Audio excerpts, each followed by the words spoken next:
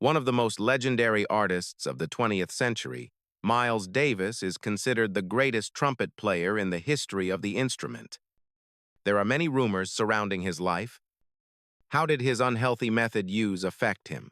Recently, his children came forward and clarified some of the allegations that were spread about Miles Davis shortly after his death. Watch this video to learn more about the rumors that were spread about him and the pain he went through. Early life and career. First, however, we need to investigate his early life to determine the factors that contributed to the formation of the icon. At the time of his birth on the 26th of May, 1926, Miles Dewey Davis III was born in Alton, Illinois. Approximately 15 miles to the north of St. Louis was where he made his residence. Vernon, his younger brother, and Dorothy May, his older sister, were among his siblings. There was also Vernon. Music educator and violinist Cleota May Henry was his mother. She was also a musician. Dewey Davis Jr. A dentist was Miles' father. Miles was named after him. In Arkansas, both of his parents were born and raised. At that time, his family was prosperous, in contrast to the majority of African Americans. Located close to Pine Bluff, Arkansas, they were the owners of a 200-acre estate that included a lucrative pig farm. During their time in Pine Bluff, Miles and his two siblings indulged in activities such as fishing, hunting, and riding horses. Miles spent a significant amount of time during the summers on the farm that his grandparents owned in Arkansas. A migration to East St. Louis, Illinois, was made by his family in the year 1927. They located themselves on the second story of a commercial building, which was located in a largely white area. It was located behind a dentist clinic where they lived. His father was forced to work 6 days a week as a result of the Great Depression, which adversely affected him to a significant degree. As a consequence of this, he developed a distance from his children. Between the years 1932 and 1934, Miles was a student at John Robinson Elementary School. At the time, the institution was known as Crispus Attucks, and it was an all-black school establishment. During his time at this school, Miles distinguished himself in the areas of mathematics, athletics, and music. In the past, he had been a student at a Catholic primary school. Even at a young age, Miles had a passion for music.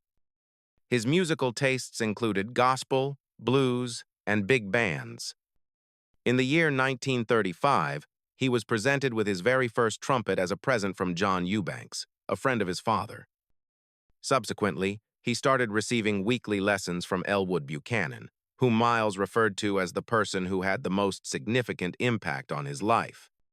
In addition to being a musician and educator, Elwood was also a patient of Miles Dewey Davis Jr., who was Miles' father several times.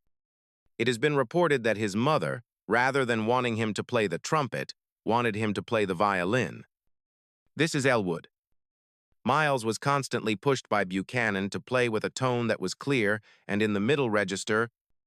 It was clear from this that Elwood was opposed to the trend that was prevalent at the time, which was to experiment with vibrato.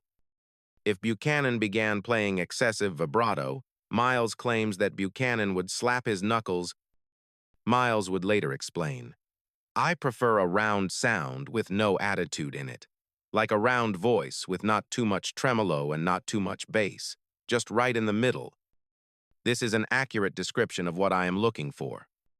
If I am unable to obtain that sound, I will be unable to play anything." After that, his family relocated to 1701 Kansas Avenue, which is located in East St. Louis. A statement that he makes in his book is that by the time he was 12 years old, music had become the most significant aspect of his life. On his 13th birthday, his father presented him with a brand new trumpet. Miles also started playing in local bands around this time, which was also around this region. Additional lessons in trumpet playing were provided to Miles by Joseph Gustat, who is the lead trumpeter for the St. Louis Symphony Orchestra. In addition, Miles would participate in talent events alongside his siblings, playing the trumpet. The year 1941 marked Miles' enrollment in East St. Louis Lincoln High School when he was 15 years old. It was at this period that he became a member of a marching band that Buchanan commanded and took part in several music competitions there. Afterward, Miles recalled that he had been subjected to racial prejudice while competing in these events. On the other hand, he thought that the difficult experiences he had made him a greater musician, who was also more resilient. There was a time when a drummer asked Miles to play a certain piece of music, but Miles was unable to do it. As a consequence of this, Miles started his studies in music theory. After some time had passed, he was quoted as saying, "I went and got every book I could get my hands on to learn about theory." Miles' first girlfriend, Irene Berth, was someone he met while he was a student at Lincoln High School. Miles was a member of a band that was performing at the Elks Club during this period. A portion of the money that he made from performing at the Elks Club was used to cover the cost of his sister's tuition at Fisk University. In later years, Miles would become friends with Clark Terry, a trumpeter who informed him that he should perform without vibrato. For several years, Miles and Clark collaborated on stage performances. After some time had passed, he would eventually fill a vacant seat in the Rum Boogie Orchestra, which was supported by both his girlfriend and his teacher. Eddie Randall served as the leader of the Blues Devils, and the Rum Boogie Orchestra was also known by that name. Miles eventually rose through the ranks to become the band's musical director for the Blues Devils. Both the scheduling of rehearsals and the recruitment of musicians were among his tasks. After some time had passed, he disclosed that the position of musical director in the Rum Boogie Orchestra was among the most important roles he had ever held in his professional life. Sonny Stitt eventually succeeded in convincing Miles to become a member of the Tiny Bradshaw Band. While all was going on, the Tiny Bradshaw Band was making their way through the town. When Miles was in high school, his mother insisted that he should finish his high school education before going on tour. She was not in favor of him joining the band at that time. In subsequent years, Miles stated that he completed his high school education in January 1944 and graduated in June of that same year. Shortly after that, his girlfriend gave birth to Cheryl, who is now Miles' daughter. It was somewhere around July of 1944. The next month, Billy Eckstein would travel to St. Louis with a band that featured Dizzy Gillespie, Charlie Parker, and Art Blakey. This would take place around the same time. Buddy Anderson, the band's trumpeter, was unable to perform on their trip to St. Louis because he was unwell. This was a once-in-a-lifetime opportunity for Miles, as he was invited to join the band at Club Riviera and given permission to perform with them for 2 weeks. Following his performance with this band at Club Riviera, Miles was certain in his intention to go to New York City, the vibrant center of the music industry. At Fisk University, where he was scheduled to study either the piano or the violin, Miles' mother had high hopes that her son would follow in the footsteps of his sister and enroll there. However, Miles had other interests. In 1945, Miles received permission from his father to leave Juilliard to pursue a career as a jazz musician while working full-time. In 1946, he made his debut as a band leader with the Miles Davis Sextet, which resulted in his first recording.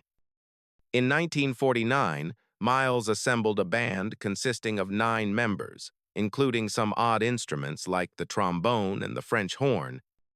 In later years, he issued some singles that made major contributions to the development of modern jazz. Following that, these singles were combined and made available to the public as a part of his album titled Birth of the Cool. During the 1,950 seconds, he also published several albums, some of which are Kind of Blue, Porgy and Bess, and Sketches of Spain. These albums were released around the beginning of the 1,960 seconds decade.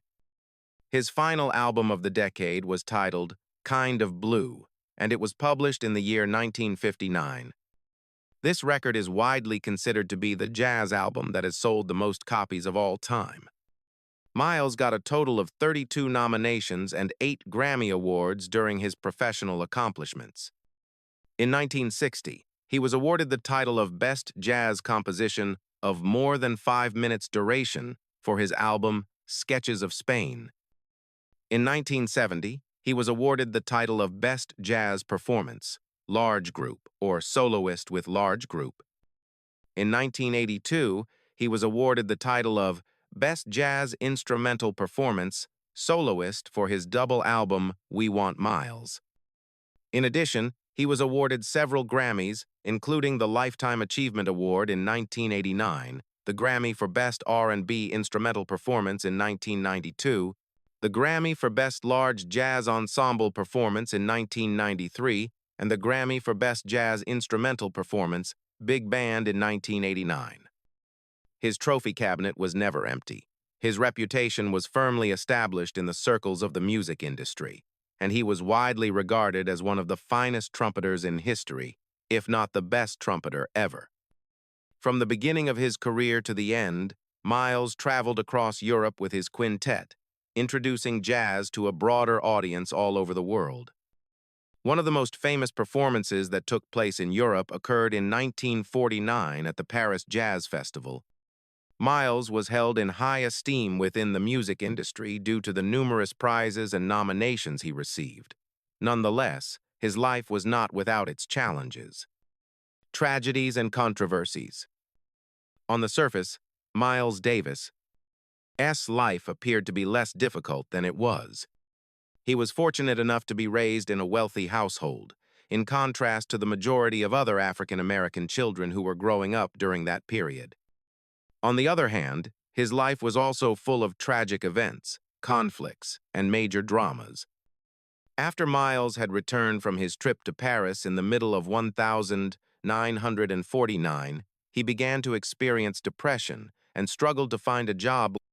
Powell was the only person Miles was able to find work for, and it was a brief engagement.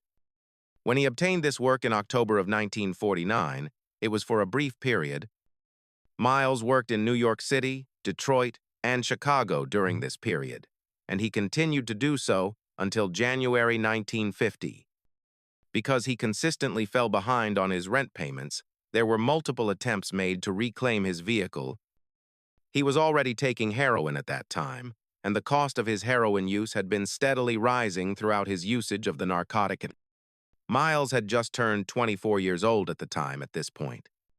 After some time had passed, he would talk about that period, claiming that he had lost his sense of discipline and loss of control over his life. In August of 1950, Miles IV, his second son, was born to his lover, Cawthon, after she gave birth to him. In the future, Miles would develop a friendship with Johnny Bratton, who was a prominent boxer at the time. It was at that point that he started to take an interest in the sport. After leaving his family in the care of his friend Betty Carter, who was a jazz vocalist, Miles went on tour with Billie Holiday and Eckstein. During this trip, he was taken into custody in Los Angeles for possessing narcotics that are prohibited. The news of his incarceration was publicized in Downbeat magazine, which further diminished the number of employment prospects available to Miles. A few weeks later, he was found not guilty. By the 1,950 seconds, Miles had already begun investigating the possibilities of the intermediate register of the trumpet. During that period, he developed his skills further by experimenting with a variety of rhythms and harmonies throughout his career. When he signed with Prestige in January of 1951, his financial situation shifted for the better. Following Bob Weinstock, the proprietor of Prestige, becoming a fan of the Nonet, this was a deal that was for 1 year. At that time, Miles selected Lewis, Roy Haynes, Sonny Rollins, Benny Green, and Percy Heath as his band members. Sonny Rollins was a saxophone, Benny Green was a trombone, and Lewis was a bassist. This band recorded the songs that would later be included on Miles Davis and Horns in the year 1956. The year 1951 marked the beginning of his career as a score scribe for several record companies, after his employment on studio dates. The primary purpose of the money that he made by transcribing scores was to provide financial support for his substance abuse. Following that, he participated in a second session for Prestige, which was subsequently published on The New Sounds in 1951, Dig in 1956, and Conception in 1956. In addition, he would utilize the money he made from playing music and living a life of hustler to finance his substance abuse. In the past, Miles would take advantage of ladies who were out and about on the street corners, and he would collect money from his pals. By 1953, his drug abuse had already begun to have an impact on his playing. In the course of an interview with Cab Calloway on Downbeat, his substance abuse was brought to the attention of the public. Because the interview caused Miles nothing but anguish and distress, he never allowed himself to forgive Calloway. He eventually went back to St. Louis, where he resided with his father for a period that spanned many months. To confront his issue with substance abuse, he took this action. Around half a year was spent by Miles in the city of Detroit. He was just concerned with abstaining from narcotics and beginning the process of becoming clean throughout this entire period. If he were to set foot in New York City, he was quite certain that he would have no trouble acquiring the narcotics that he had previously indulged in. As a consequence of this, he began to steer clear of New York City. During his time in Detroit, Miles, unfortunately, began to experiment with the chemical. Even though he was abusing substances in Detroit, he was fortunate enough to be able to continue showing his performances. It was during his time as a member of Billy Mitchell's house band that he would perform at the Bluebird Club alongside Tommy Flanagan and Elvin Jones. In addition, Miles was engaging in some pimping at this period. The fact that he was able to conquer his substance abuse led to the beginning of things being better for him. Returning to New York City in February of 1954, he had a sense of well-being for the first time in a considerable amount of time. He went so far as to join a gym, and he experienced both physical and mental strength. He was under the impression that he was prepared to record with a quintet. Following this, he communicated to Blue Note and Weinstock that he was prepared to perform. In the end, his request was successfully realized. The albums Miles Davis Quartet and Miles Davis Volume 2 were something that he regarded as being of great significance. When Miles listened to these recordings, he thought that his performances were strong. Not only did he receive $750 from each of the 2 CDs, but he also refused to have his publication rights transferred to anybody else. In October of 1955, Miles underwent a surgical procedure. Polyps were removed from his larynx by the use of this surgical procedure. It was requested of him by the medical professionals that he maintain his silence throughout the procedure. However, Miles was not the kind of person who would comply with any directives or instructions that were given to him. As a consequence of this, he became involved in a dispute that resulted in irreparable harm to his voice cords. However, as a consequence of this, he was left with a hoarse voice for the rest of his life. Because of his public image, Miles was given the epithet Prince of Darkness, which would only serve to lend an air of mystique to his reputation. Nevertheless, Miles' struggles with substance abuse and the loss of his natural voice were not the only tragedies he endured. An album that he released in 1972 was titled On the Corner, and it was released. It just took a few short weeks for this record to become the most reviled jazz album in the annals of music history. It was the record that was the most criticized and contentious in history. It was even written by one critic that it was an insult to the intelligence of the people. In spite of this, many individuals who were not a part of the jazz world enjoyed and admired this record that was released 35 years after it was initially released. Jamie Morrison, the drummer for the Noisettes, has stated that On the Corner has a significant influence on the band. The rhythm part is one of my favorites, and I like how the song starts with you being thrust right into it. When it comes to its attitude, it is quite punk. Indeed, it is offensive, yet at the same time, it pushes limits. Paul Miller, better known by his stage name DJ Spooky, is a musician and producer who specializes in electronic and hip-hop music. He was inspired by Jamie Morrison. In his statement, Paul stated that the collage technique that producer Teo Macero used on the album has had a significant impact on him.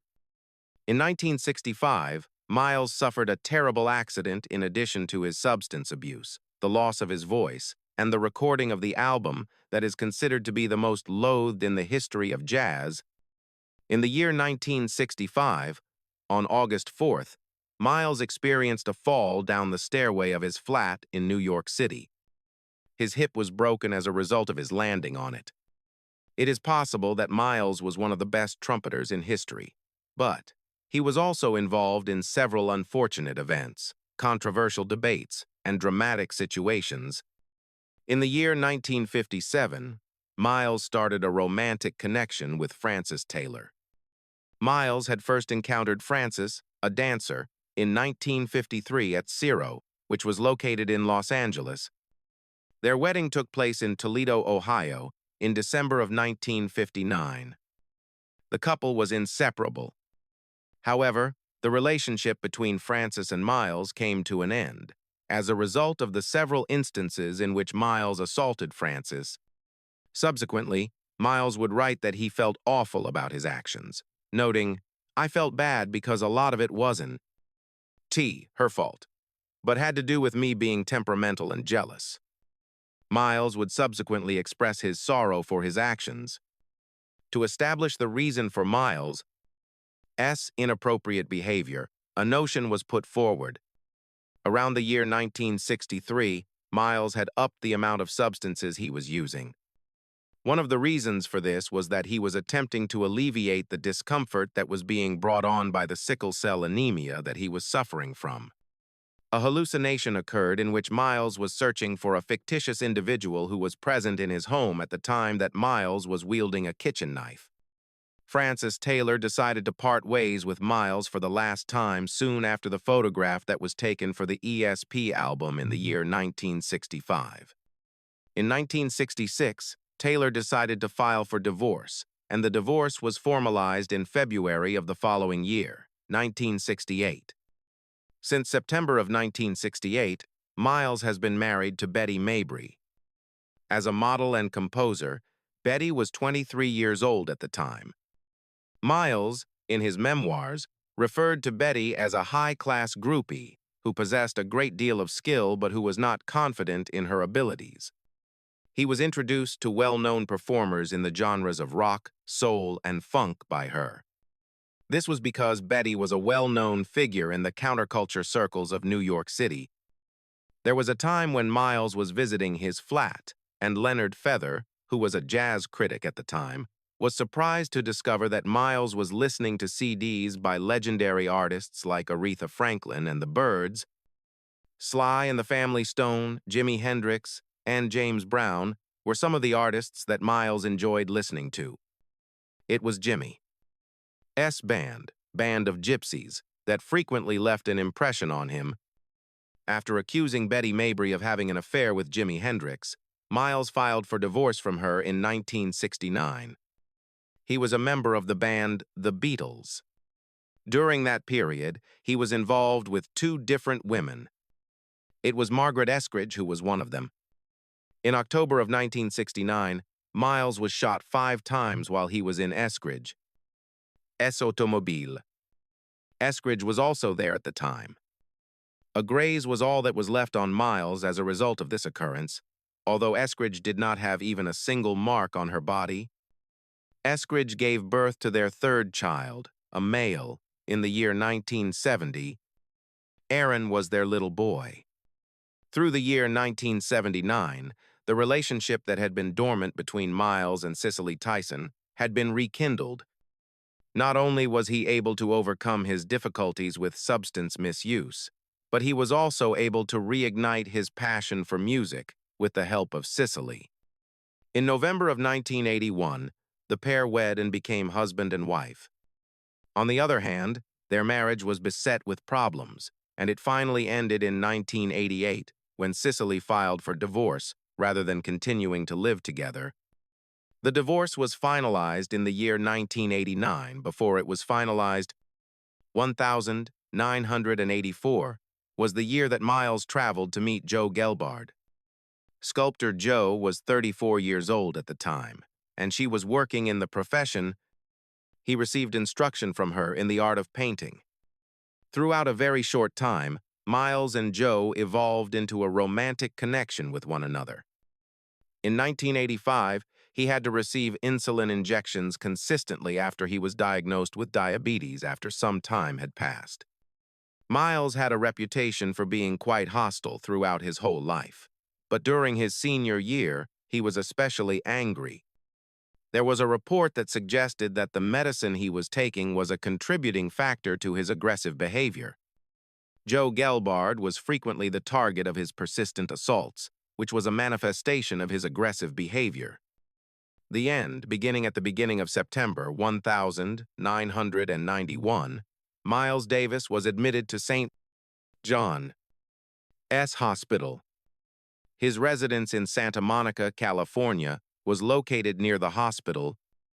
To carry out normal examinations, he frequented this hospital regularly. The recommendations made by the physician indicated that Miles intended to have a tracheal tube inserted into his throat.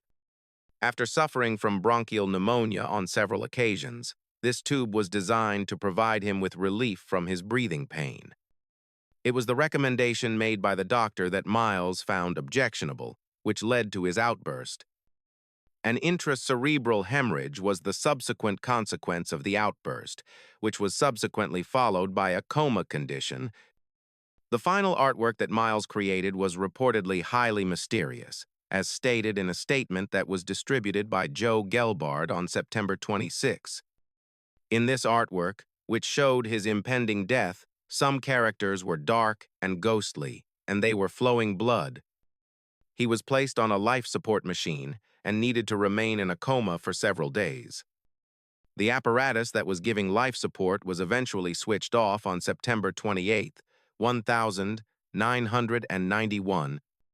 This occurred in the year 1991. Miles Davis, who was 65 years old at the time of his death, passed away on that morning. Joe Gelbard was so close to him that she was holding him in her arms as he passed away. His death was due to a confluence of effects coming from a stroke, respiratory failure, and pneumonia, according to the medical opinion. His conditions were all related to each other. Miles had been taking a medicine called azithromycin, which is sometimes abbreviated as AZT. This medication was used to treat viral infections. The information in question was supplied by the troop. Patients who are afflicted with HIV and AIDS are often the ones who are administered this drug. Furthermore, it was stated that Miles had been taking this medication while he was seeking therapy at the hospital to treat his condition. St.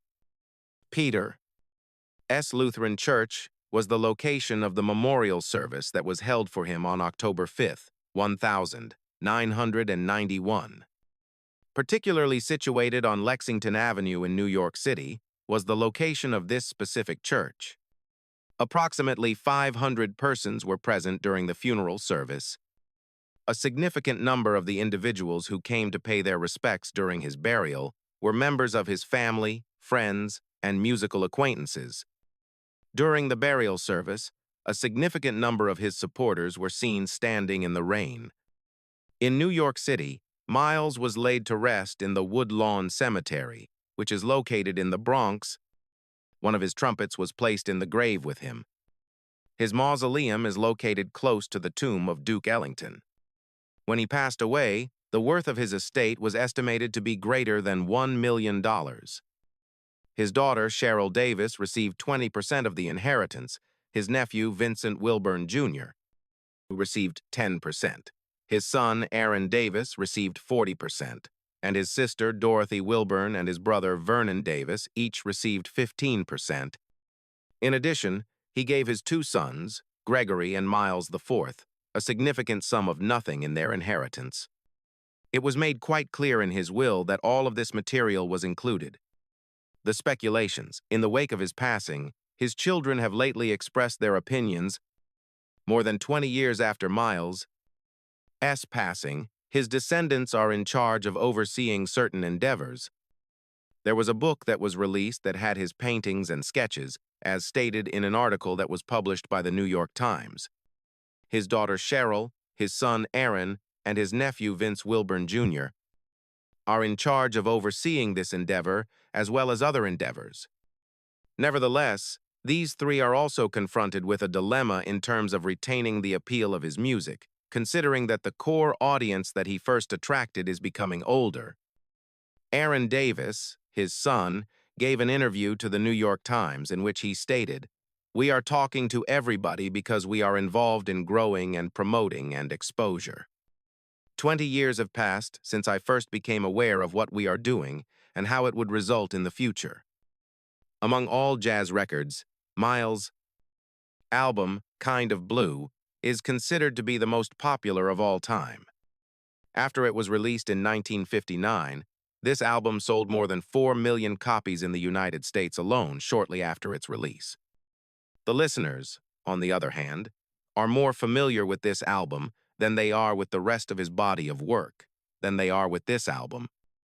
Although the icon contributed to around 100 albums, other records were never released. Some records were never released. Wilburn observed, "We don't want to rehash or saturate the market with, oh, here. Another Miles record." His descendants talked about how important it is to maintain the great value of his name, and they underlined how important it is to do so whenever it is still feasible to do so. To put it another way, we do not publish things for the sole sake of publishing them. A template serves as the basis for this, which is quite well thought out.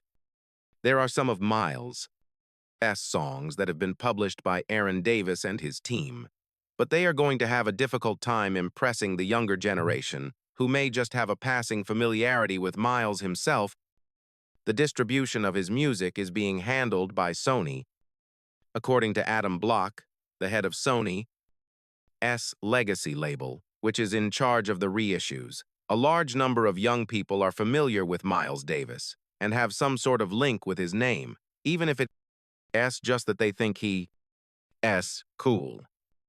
It is our responsibility to develop ways to present tales that validate those sentiments and educate individuals who have some interest in his music or music in general. Not only is it necessary to develop new memories, but there is also a desire to renew existing ones. Over the past several years, his successors have increased their efforts to bring his music to a wider variety of people. His son, Aaron Davis, expressed his desire to teach the next generation about Miles, saying, "I always want the next generation to know about Miles." Aaron Davis' objective was to inform the younger age about Miles. For some individuals, they find it out on their own, but for others, you have to demonstrate something to them, and they will figure it out on their own. Aaron Davis, Cheryl, and Wilburn put up a lot of effort to ensure that neither Miles' music nor his memory be forgotten. A concerted effort is made by all of them to guarantee that the icon will continue to preserve the prominent reputation that he enjoyed when he was still living. Aside from that, it is not simple to discover someone who has won 8 Grammy Awards, received 32 nominations, and yet earned a multitude of other distinctions. It is quite astonishing to see the work that his heirs are managing to do. As far as they are concerned, this is only the beginning of wonderful things to come. According to the Rolling Stones, Miles Davis was not only one of the most influential artists of the 20th century, but also the jazz trumpeter who was held in the highest regard throughout the history of the genre. His legacy will endure for a very long time, and his memory will remain active for all of eternity. Put your comment section and hit that subscribe button for all the latest videos. Thank you for watching the video. See you in the next videos.